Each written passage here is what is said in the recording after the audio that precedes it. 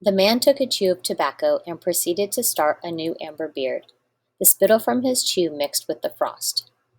Also, his moist breath quickly powdered with white his mustache, eyebrows, and lashes. There did not seem to be so many springs on the left fork of the Henderson, and for half an hour the man saw no signs of any. And then it happened. At a place where there were no signs, where the soft, unbroken snow seemed to advertise that it was firm underneath, the man broke through. It was not deep. He got soaked from the water halfway to the knees before he staggered out to the firm crust. He was angry and cursed his luck aloud.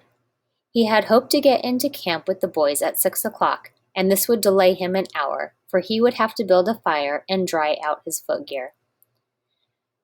This was imperative at that low temperature, he knew that much, and he turned aside to the bank which he climbed. On top, tangled in the underbrush, about the trunks of several small spruce trees, was a high-water deposit of dry firewood, sticks and twigs mainly, but also larger portions of seasoned branches and fine, dry, last year's grass.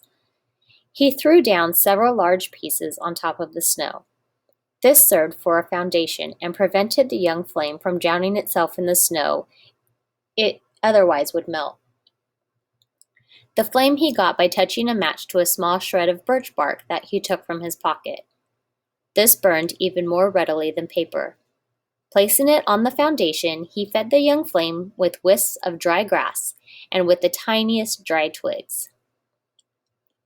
He worked slowly and carefully, keenly aware of his danger.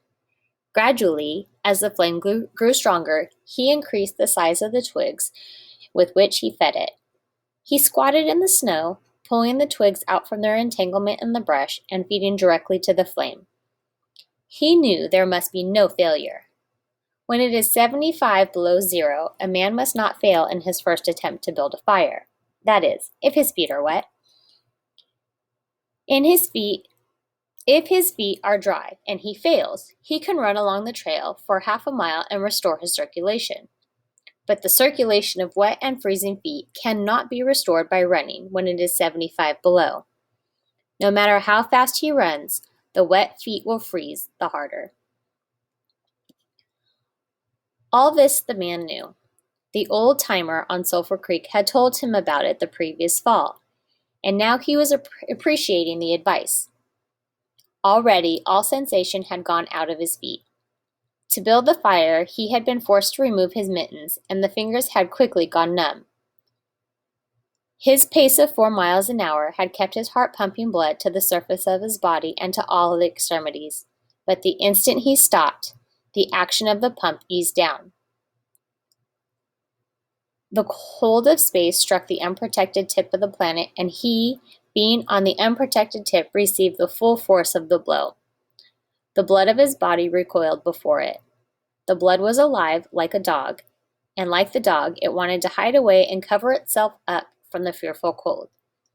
So long as he walked 4 miles an hour, he pumped that blood willy-nilly to the surface, but now it decreased away and sank down into the recess of his body.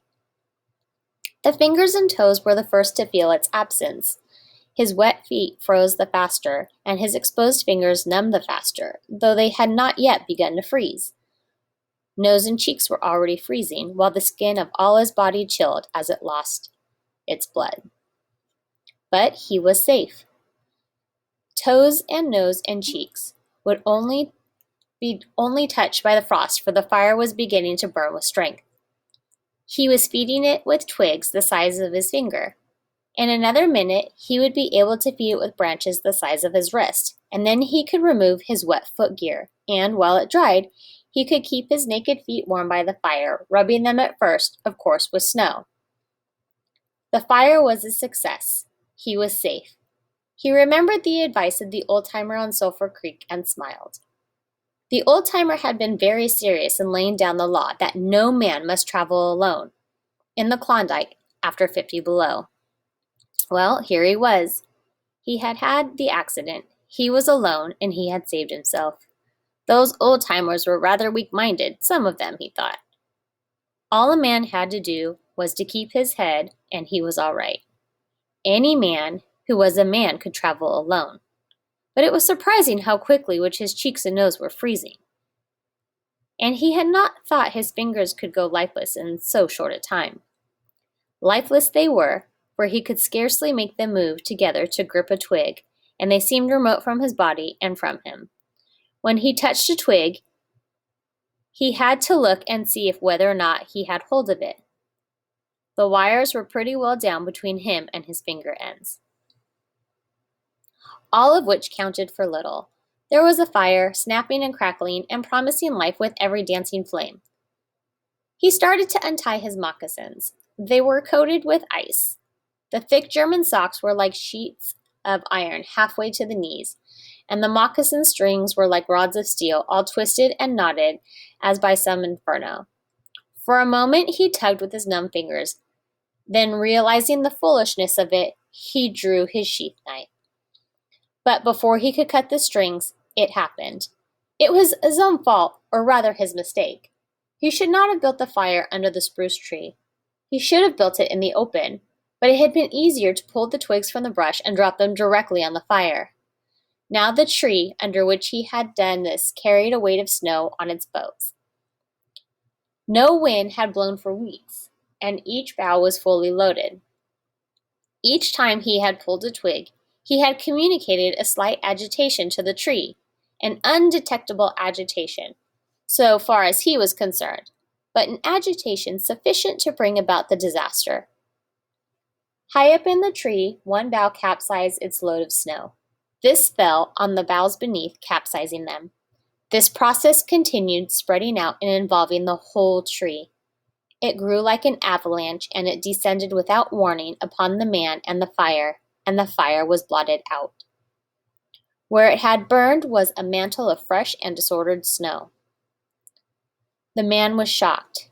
It was as though he had just heard his own sentence of death. For a moment he sat and stared at the spot where the fire had been. Then he grew very calm. Perhaps the old-timer on Sulphur Creek was right. If he had only had a trail mate, he would have been in no danger now. The trail mate could have built the fire.